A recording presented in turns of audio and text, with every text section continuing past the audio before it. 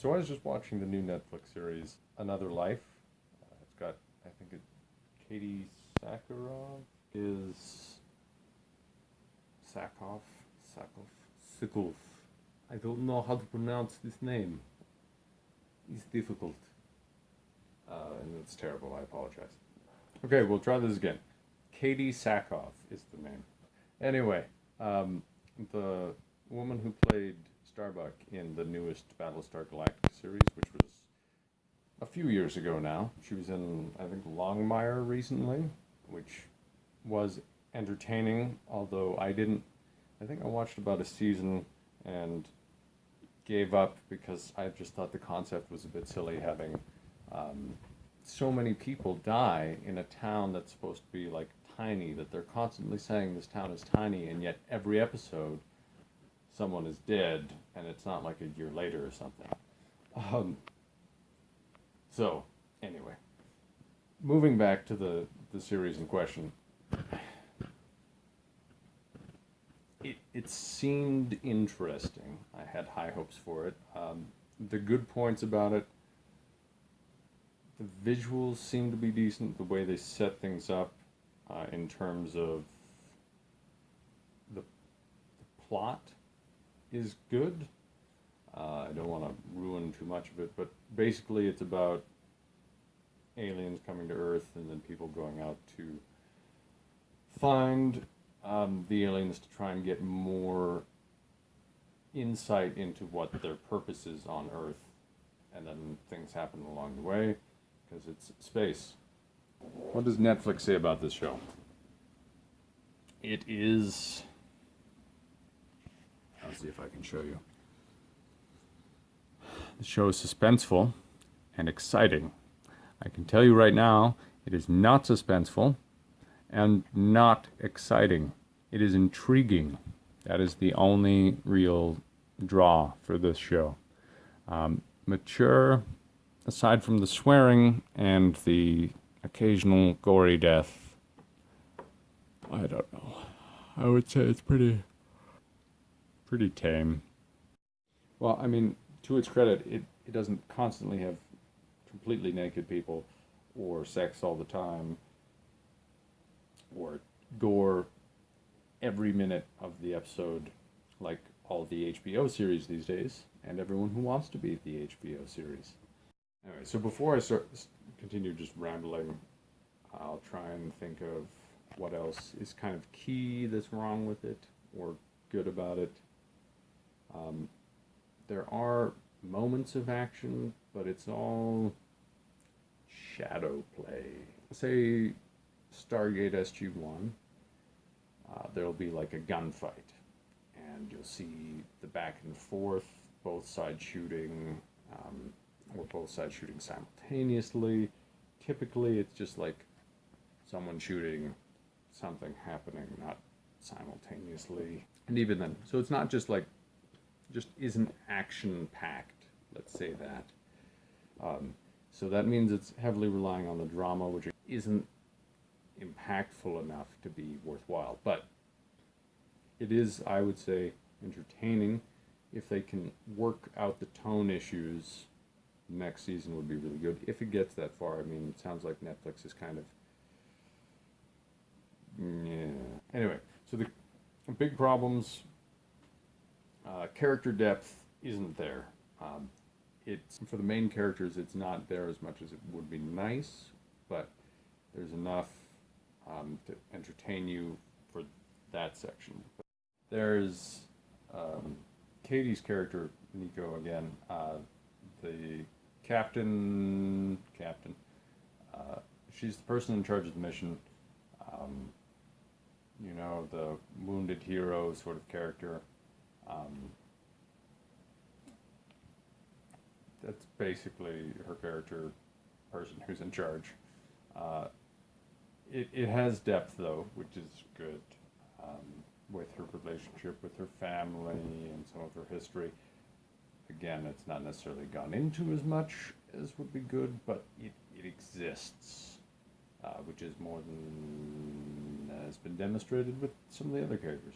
Anyway, the other characters, main characters, like the AI character, is probably the co-star, and I guess her husband.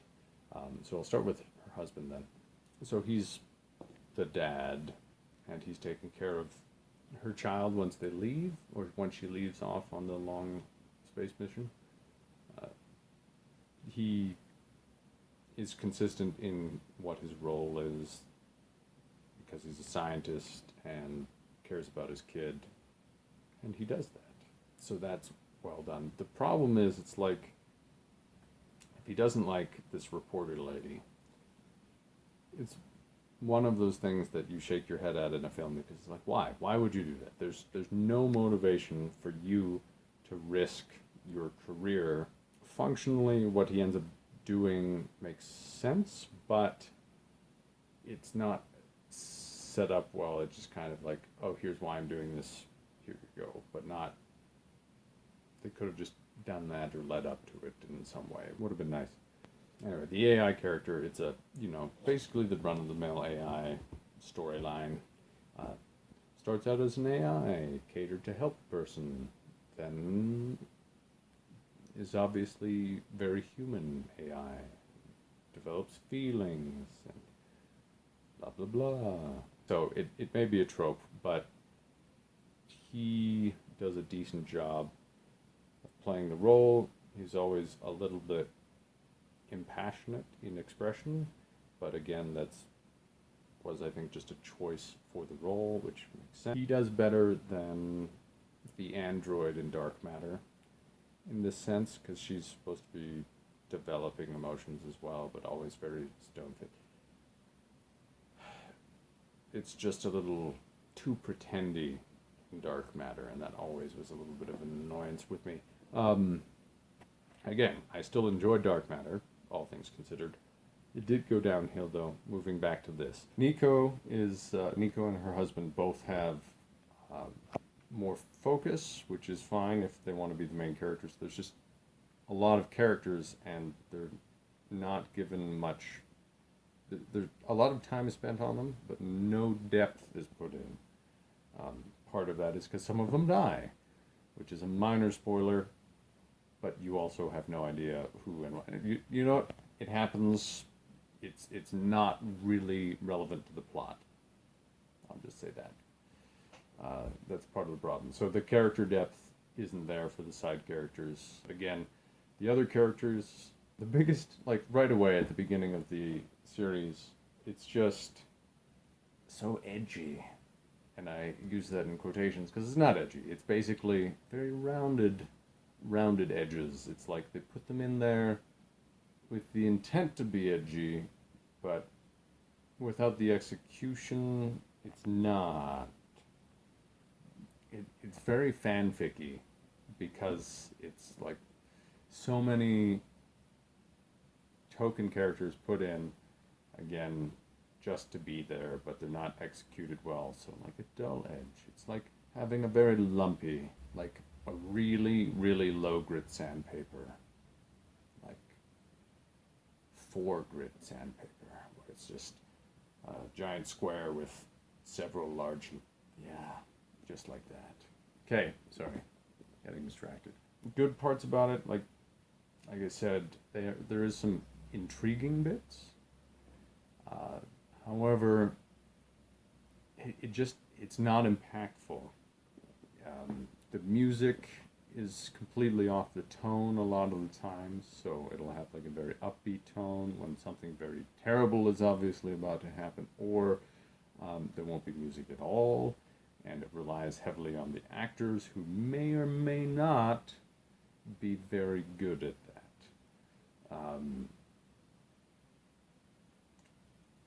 If it's low budget, it is what it is, and some low budget films with bad acting have gotten better over time, and that's fine. And sometimes this show is just fantastic, like fantastically written, fantastically well made, despite having poor acting, and that's okay. Like for me, anyway. Obviously, your preferences will differ, but yeah.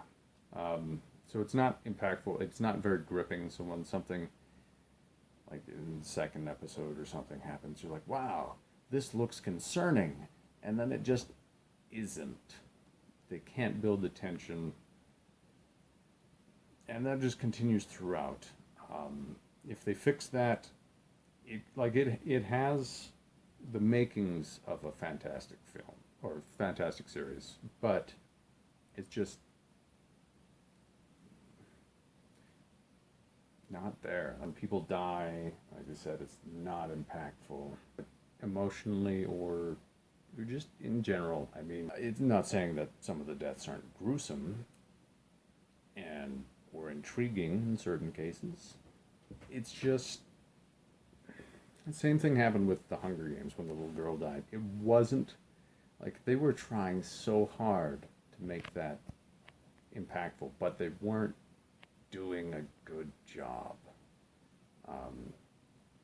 Like you watch some things like certain people's deaths in Game of Thrones, or just because that's a recent example, not this season, I haven't seen that one. Like even, I don't know if you've seen Farscape, there's an example, someone dies by radiation poisoning, and it is, at that point, kind of sad. But yeah, if you're attached to a character, then if they die, then you feel bad. But if the characters are hollow, and there's no setup to the event occurring, and there's no tension throughout, it's just someone dying in a gruesome way. Like I said, the visuals are good. I'm trying to think of other good things about it. The dialogue, what's there is okay.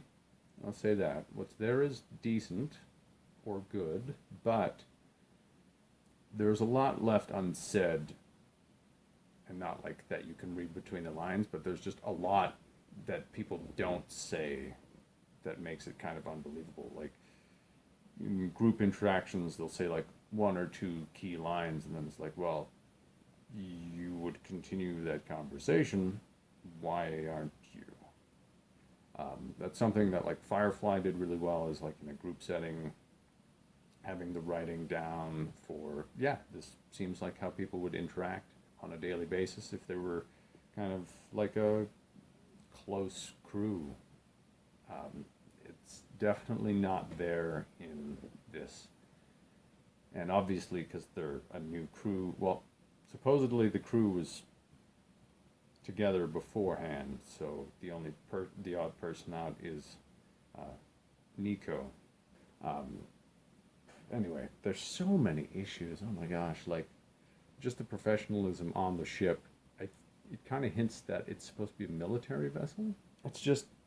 It's not at all the crew you would pick, or in a show, it's not what you'd expect the crew to be for the situation. It's like she really stresses, it's like, oh, we need to have the best people on this mission, and they're not the best people, not by a mile, not by a dozen hundreds of miles. So 1,200 miles, it is not. Constantly people are coming back and be like, what should I do? Something's wrong in something that I know how to fix. Maybe I should immediately fix it, or else we will all die. There's also just plot issues with like, oh, well, you can't go back in the stasis because we have issues with the stasis chambers. But you're not going to wake everyone up. Won't they die if you leave them in? And then it happens like 3 or 4. Anyway, when you're creating a different world or universe, book, narrative, whatever, the rules of that world have to apply throughout. They can't do that because no, there's too much effort. So, and then, I mean, lots of series have little bits that are completely unbelievable, and it always pulls you out. It's not as engaging or immersive as would be nice, but it happens sometimes, and that's forgivable. If it's happening constantly, it's another story. And then but then there are things that are like really irritating, and that bothers me. Like at one point, someone gets electrocuted. Someone doesn't really have a good concept of how electrocution works, right? Like you have to be bridging the gap for the current. So if, say, you stick a screwdriver in, well, for one, if you've ever tried to cut cords, it's extremely difficult. Unless you have the right tools, it's hard to cut through wire and cable, especially if it's got the sort of steel braided lines that it goes through sometimes for protection. Anyway, if you stick a screwdriver into a cord, the screwdriver will A, because it conducts, bridge the gap. So you could short it out. However, unless you're holding the metal part, you're not going to ground yourself, because screwdrivers all have either plastic or rubber handles. And if you're going to use one in a show, use an object that doesn't have a rubber object. Also, anyway, other problems. The person in question, who may or may not be electrocuting themselves with a screwdriver and an electrical conduit, was wearing a hazmat suit. Which, for one, hazmat suits in space, it should be some other kind of suit would be most logical. You'd want like a spacesuit. When you're wearing a hazmat suit, it's an insulator, right? So if you wear rubber gloves, you touch something that's giving off a current or sparking, whatever, you won't be zapped because it's easier for it to go through the regular path or jump through the air than it is to go through your glove. Now, if there's enough charge, it will go through it. But if it's something like, say, an electric motor that controls some mechanical switches for some reason, controlling the mechanical switches as opposed to separate, electric motors aren't going to have that much current going through them. It just doesn't make sense at all. Anyway, moving on. So that was kind of dumb. And the other thing that they're really bad at is kind of like establishing what's happened at the time. So it's like, say if a person's dead or not, it's not, oh no, are they dead? It's, is that person supposed to be dead right now? Or are they alive still? You haven't communicated this clearly to me. Like, when you shot this person, was that a lethal shot? Is he gonna die slowly? Did he die immediately? You just really see the shot fire and they fall. Other issues, I mean, well, if you want some specifics about character issues, like, say the relationships, for example, there's, it plays out a lot like a teen drama. There's like, ooh, they're kissing, but it's not like, say, the early 2000s movies about like people in high school and then they kiss and music plays and blah blah blah. This is like if you were reading a blog. This comes back to the fan fiction part. So there are these two people who like one girl because polyandry is fine. My personal opinion, do whatever you want. If everyone's okay with that, that's fine. But it's pretty obvious these people are not okay with it at the beginning, at least. And there's no substance to it occurring other than girl likes to bang. And she wants both. Not everyone who does that, again, feels that way. It's just, if the way it's set up has no substance, there's no relationship building. If there was supposed to be, the writers did not do a good job. Anyway, so that one's flat. There was another relationship between the random dude and the trans doctor. But yeah, that relationship, what's the best way of describing it? Go to a party, and when everyone's drunk and making out, like, and I'm not talking about a party for people my age, I mean like a high school party, and if there are people making out, and like that's the extent of the relationships. Like, oh hey, you, I kind of like you, let's make out. Because making out is exciting and the most significant relationship thing I know. Near the end, there's this one episode where they try to resolve like all the relationships, so they have basically everyone having sex, and it's like, why? This has like again the relationships have no substance, and the sex scenes aren't steamy or anything. They're just there, and it's a waste of like I skipped most of the episode. And I think it was one of the last couple ones. I don't recommend watching all of that episode. I mean, if you can tolerate it or you enjoy it, that's fine. Do that. But I'm here for the plot. I'm going to skip through those sections, and it's not really developing relationships at all. Why? Why could this show not have been awesome? It could have been. That's not what I mean. Why did you not make it awesome? Ugh. Ugh. I